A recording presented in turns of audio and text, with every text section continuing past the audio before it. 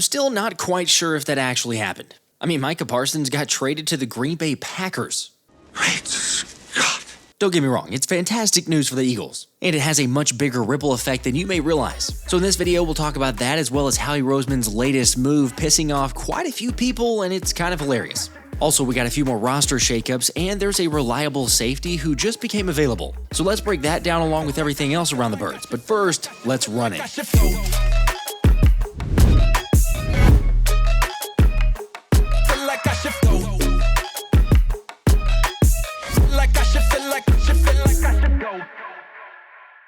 What's up, guys? Alright, apologies getting this one out a little bit later, but I'm going to be honest, it took me quite a while. I mean, I'm still kind of trying to get to that point, but rationalizing and coming to terms with what just happened in the division. I mean, when I got the notification on the phone that Micah Parsons was being traded, I kind of just laughed it off.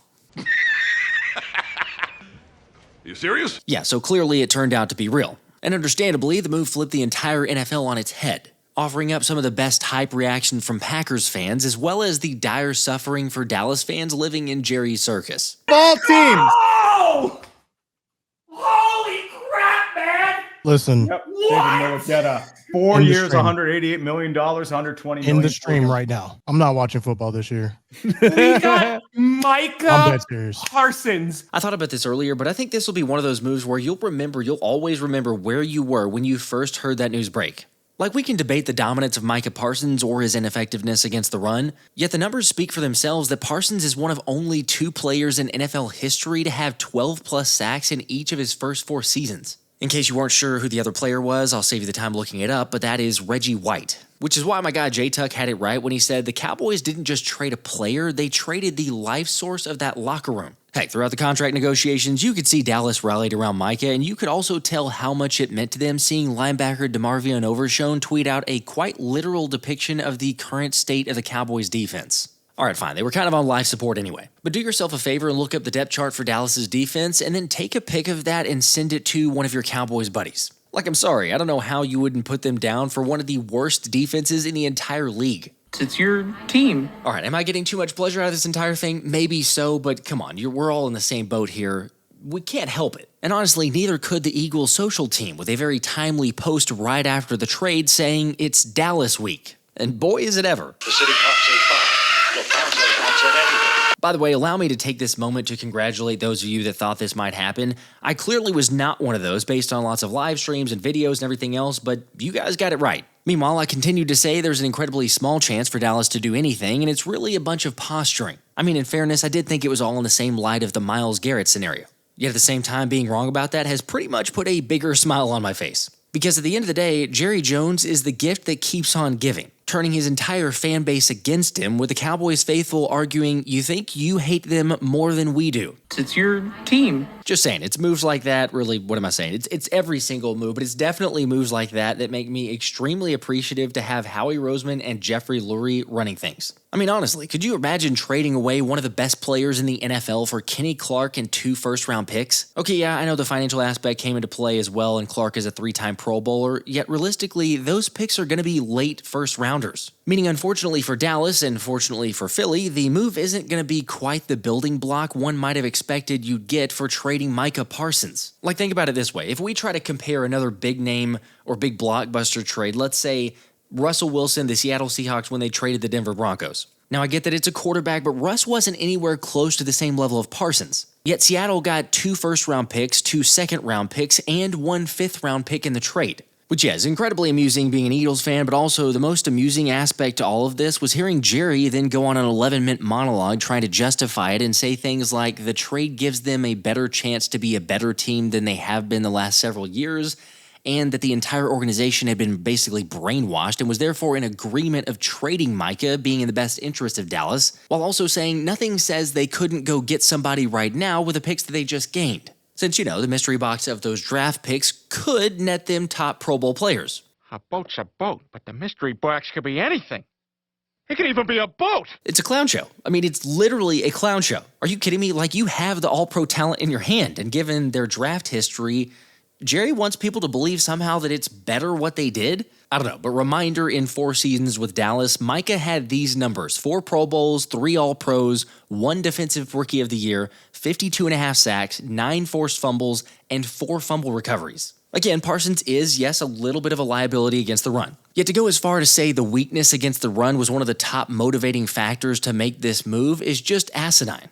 Just when I think you couldn't possibly be any dumber.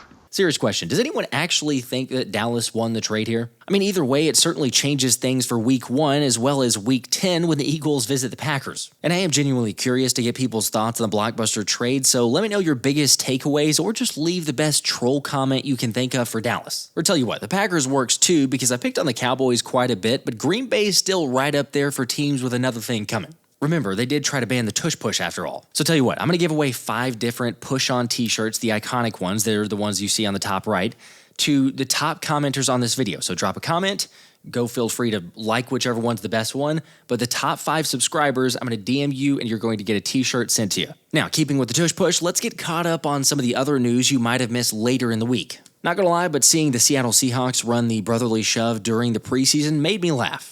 You know, since they voted against it back during league meetings due to player safety and stuff like that. Yet, wait, hang on. Then they elected to run the play in a meaningless preseason game. You're such a hypocrite. Look, it's what the NFL does. It's a copycat league. They just do whatever's best for them in their own best interest, trying to vote it out for other reasons, but then it's never about player safety. Although saying that about copycats, it is hilarious how Jake Rosenberg observed, they say the NFL's a copycat league, yet the NFC East watches the Eagles. And then 1, Dallas trades their best player after antagonizing him and his agent. 2, the New York Giants are still over the cap with a bad roster. And 3, Washington is the oldest team in the league and chose to make their best player hold out. We are laughing. Honestly, just about the only copying that the Cowboys did was signing the Eagles' former 5th-round pick, aka Trevor Keegan, after the Birds surprisingly kept him on their initial 53-man roster, but very quickly waived him to bring in center Willie Lampkin. Of course, I talked about Lampkin a bit more on the last video, but at 5'11", 279 pounds, he's a very undersized center. With Willie telling reporters he's had people tell him that he reminds them of an unathletic Jason Kelce. And yeah, while that's hurtful, the combine testing didn't do him any favors. But look, we've all seen this. Sometimes you got players who don't measure up on sheer athleticism, but then the tape comes on, you turn on the tape, and you can tell they've got an edge to them, and that's exactly what you have in Lampkin. Which is why Howie Roseman took the gamble on signing the former wrestler after the Los Angeles Rams waived him. Now, I touched on this in the last video because I did think it was a little bit strange that the dude who was graded as the highest offensive lineman, or I should say the highest rookie offensive lineman in the preseason, why would he get released? However, when you dig into it a bit further, LA's designation with waiving him was due to ankle and knee injuries. So when the Eagles signed him, it led to Rams fans, and several other NFL fans for that matter, getting extremely pissed off at Howie's actions. Has the whole world gone crazy? Am I the only one around here who gives a shit about the rules? Stick with me here. It turns out there's kind of an unwritten rule when it comes to claiming guys, or at least ones that are waived injured players. You know, the code. Personally, I don't really buy it, yet there were multiple NFL analysts describing the move as incredibly uncommon. This being so the original team is typically given the chance to stash the injured player on their IR without losing them. It's just the area that turned into Battle Los Angeles, though, is because every other team respected the tradition while Howie Roseman said, who cares? How are your knees on the ground like that? Is that a comfortable position for you? It can't be comfortable. Look, I have no problem with it because if the Rams really had wanted to keep him, they could have used one of their 2 IR spots. Now, yes, if you get into the semantics of it, or at least the inner workings, they tried to slip him through there, waive him, then bring him back to the IR. It's a little bit of a difference if you're a little fuzzy in that area. But still, if they had really wanted to keep him, there was certainly a way to do so. Which is why I say they did it to themselves. Plus, in case you were curious, LA was also one of the teams to vote against the tush push. So, maybe they had it coming. Yeah, well, that's just like your opinion, man. Fine, clearly I'm biased, but is this really that big of a deal? I mean, like I say, if anything, the Rams should blame their GM. It's like Greg said, an unwritten rule isn't a rule. Oh, and by the way, it's not like something like this hasn't ever happened. Since a quick Google search would tell you that there have been references to that courtesy, like in 2012 when the Patriots claimed injured Giants tight end Jake Ballard, which eventually upset Tom Coughlin. However, Bill Belichick responded saying there are no unwritten rules. Players on waivers are fair game. So yeah, an undersized center who knows how to use leverage on a team who runs the most unstoppable play that runs off of leverage. The NFL didn't clearly think that one through. We messed up, okay?